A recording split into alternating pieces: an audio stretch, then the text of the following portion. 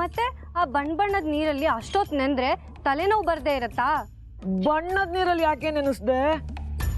ವಸಂತೋತ್ಸವದಲ್ಲಿ ಯಾರಾದ್ರೂ ಸುಮ್ಮನಿರ್ತಾರೇನೋ, ನೀನೇ ಹೆಚ್ಚಿಗೆ ನೀರು ಹರಿಸಿದ್ ನನ್ಗೆ.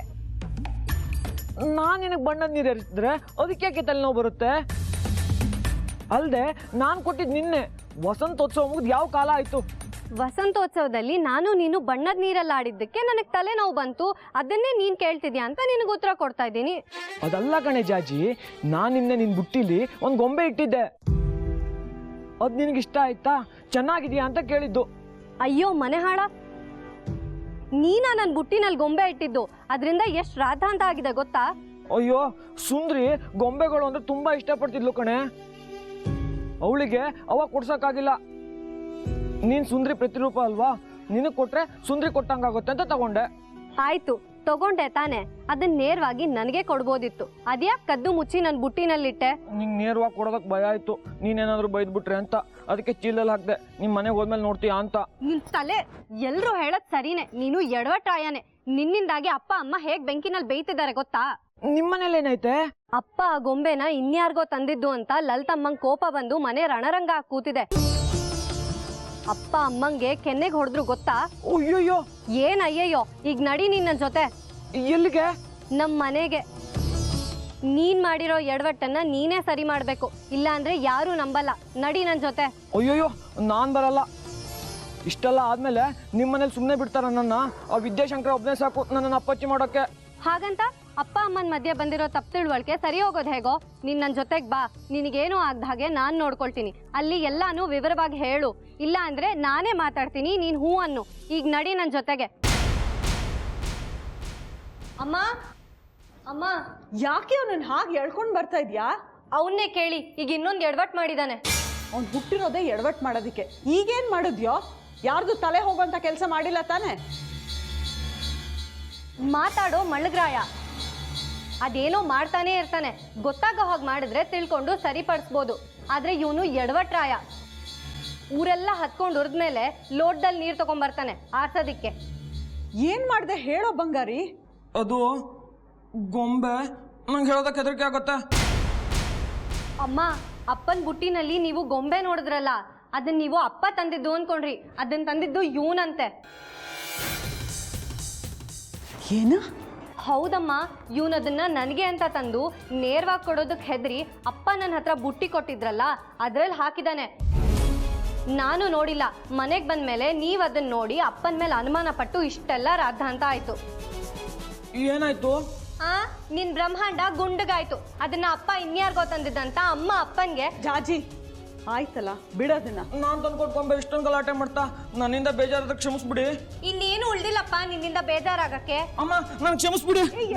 ನೀವು ಕ್ಷಮಿಸಿದೀನಿ ಅನ್ನೋರ್ಗು ನಾನ್ ಬಿಡಲ್ಲ. ಎದ್ದೇಳೋ, ಮೊದ್ಲು ಇವನನ್ನ ಕರ್ಕೊಂಡು ಹೋಗೆ. ಅವನಿಗಿನ್ನೇನು ಹೇಳಕ್ ಹೋಗ್ಬೇಡ. ನಡಿಯೋ. ಈರೆ ನನ್ನ ಅಮ್ಮ ಕ್ಷಮೆ ಕೇಳ್ಬೇಕು. ಇರು, ನಾ ಮಾತಾಡ್ಬೇಕು ಅಮ್ಮನ ಹತ್ರ.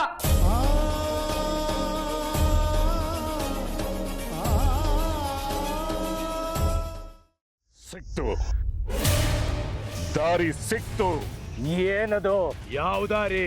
ಉತ್ಸವದ ದಿನ ಶ್ರೀಚಕ್ರ ಉದ್ಭವವಾಗೋ ಕಾಲಕ್ಕೆ ಒಂದು ಸೂರ್ಯ ಗ್ರಹಣ ಇದೆ.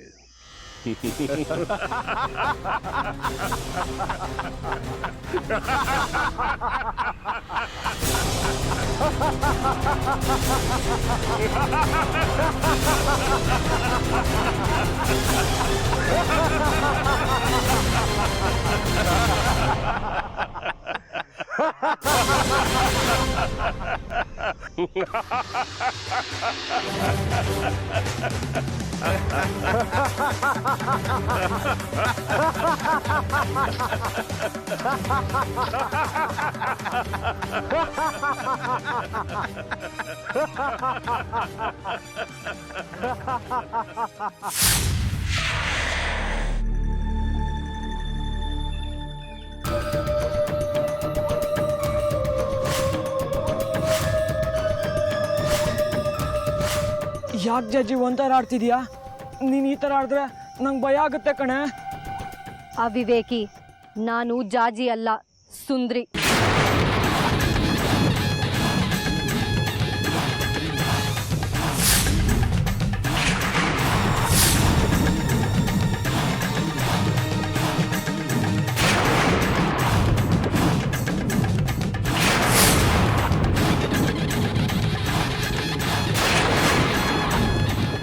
ಜಾಜಿ ಯಾವತ್ತೋ ಬೆಟ್ಟದ ಮೇಲಿಂದ ಬಿದ್ದು ಸತ್ ಹೋದ್ಲು.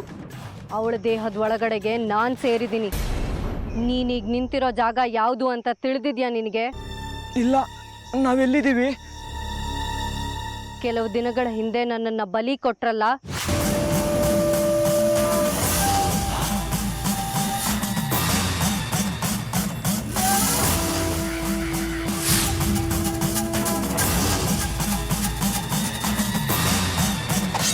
ಅದೇ ಜಾಗ ಇದು.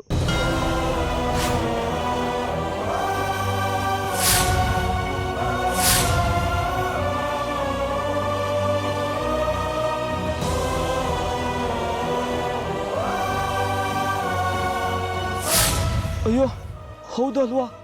ನನಗೆ ಗೊತ್ತೇ ಆಗಿಲ್ಲ. ನನ್ನ ಸುಂದರಿ ಶವ ಸಿಕ್ಕಿದ ಜಾಗ ಇದೆ.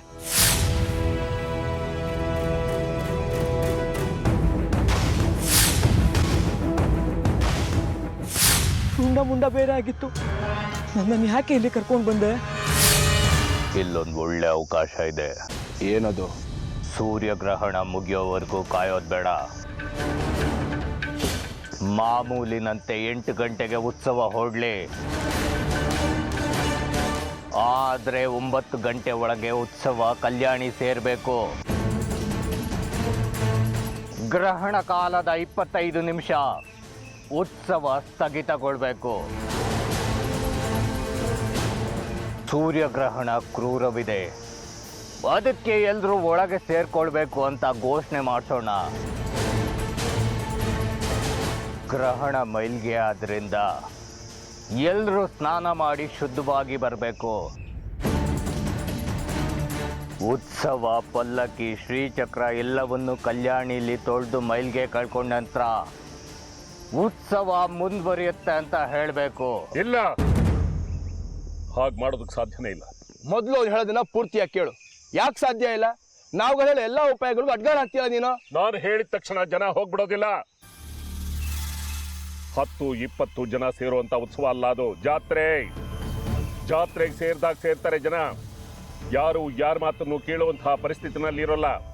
ಒಂಥರ ಸಮೂಹ ಸನ್ನಿ ಅಂತಾರಲ್ಲ ಹಾಗೆ ಎಲ್ರೂ ಅಮ್ನೋ ದರ್ಶನದ ಗುಂಗಿನಲ್ಲೇ ಇರ್ತಾರೆ. ಸಾಮಾನ್ಯವಾಗಿ ಗ್ರಹಣದ ದಿನಗಳಲ್ಲಿ ಉತ್ಸವನೇ ನಡೆಸೋದಿಲ್ಲ. ಹಾಗೊಂದು ವೇಳೆ ಅನಿವಾರ್ಯ ನಡೆಸಲೇಬೇಕು ಅಂತ ಅಂದ್ರೆ ಗ್ರಹಣಕ್ಕೆ ಮುಂಚೆ ಅಥವಾ ಗ್ರಹಣದ ನಂತರ ನಡೆಸಬೇಕಾಗುತ್ತೆ. ಉತ್ಸವನ ಮಧ್ಯದಲ್ಲೇ ನಿಲ್ಲಿಸೋದು ಯಾವ ಶಾಸ್ತ್ರದಲ್ಲೂ ಇಲ್ಲ, ಯಾರು ಅದನ್ನು ಒಪ್ಪೋದು ಇಲ್ಲ. ನೀನ್ ಹೇಳಿದ್ರು ಒಪ್ಪಲ್ವಾ? ನಾನೇ ಹೇಳ್ತೀನಿ ಬಿಡು. ಹಾಗಾದ್ರೆ ನಾನು ಹೇಳಿದ್ರೆ ಎಲ್ಲವನ್ನೂ ಒಪ್ಪಲೇಬೇಕು. ನೀನು ಹೇಳಿದ್ರು ಅಷ್ಟೇ, ನಿಮ್ಮಪ್ಪ ಹೇಳಿದ್ರು ಅಷ್ಟೇ, ಭಕ್ತಾದಿಗಳು ಒಪ್ಪೋದಿಲ್ಲ. ನನ್ನನ್ನು ಪ್ರಶ್ನೆ ಮಾಡ್ತಾರೆ, ಅವ್ರಿಗೆಲ್ರಿಗೂ ನಾನು ಉತ್ತರ ಕೊಡಬೇಕಾಗುತ್ತೆ. ಕೊಡು ಉತ್ತರ. ಎಲ್ಲದಕ್ಕೂ ನಮಗೆ ವಿಚಿತ್ರವಾದ ಉತ್ತರಗಳನ್ನ ಕೊಡ್ತೀಯಾ? ಮಾತಿಗೆ ಮಾತು ಬೆಳೆಸ್ತೀಯಾ? ಜನಕ್ಕೂ ಕೊಡು ಉತ್ತರನ. ಈ ಸರ್ಕಾರಿ ಸೇವಕನಿಗೆ ಎಷ್ಟು ಹೇಳಿದ್ರು ಅರ್ಥ ಆಗ್ತಾ ಇಲ್ಲ. ನೀನಾದ್ರೂ ಅರ್ಥ ಮಾಡ್ಕೋ. ಹಾಗೆ ಮಾಡೋದು ಶಾಸ್ತ್ರ ಸಮ್ಮತವಲ್ಲ. ಈಗ ನಿನಗೆ ಶಾಸ್ತ್ರ ಬೇಕೋ ಚಕ್ರ ಬೇಕೋ? ಏನು ಹೇಳಬೇಕು? ನೀನಾದ್ರೂ ಹೇಳು ಈ ಮೂರ್ಖನ್ಗೆ. ಯಾವನ ಹೆಡ್ಬೆ ನಾಲ್ಗೆ ಕತ್ತರಿಸ್ಬಿಡ್ತೀನಿ ಪಂಚಾಂಗದ ಪಿಶಾಚಿ. ಪಂಚಾಂಗ ಇಲ್ದೆ ಪ್ರಪಂಚ ಎಲ್ಲ ಹಾಡ್ಬೇಕು ನೀ.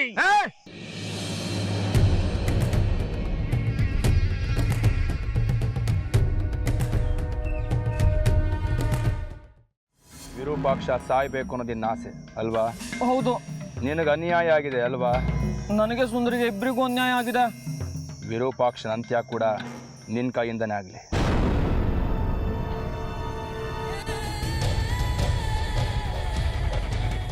ತಗೋ.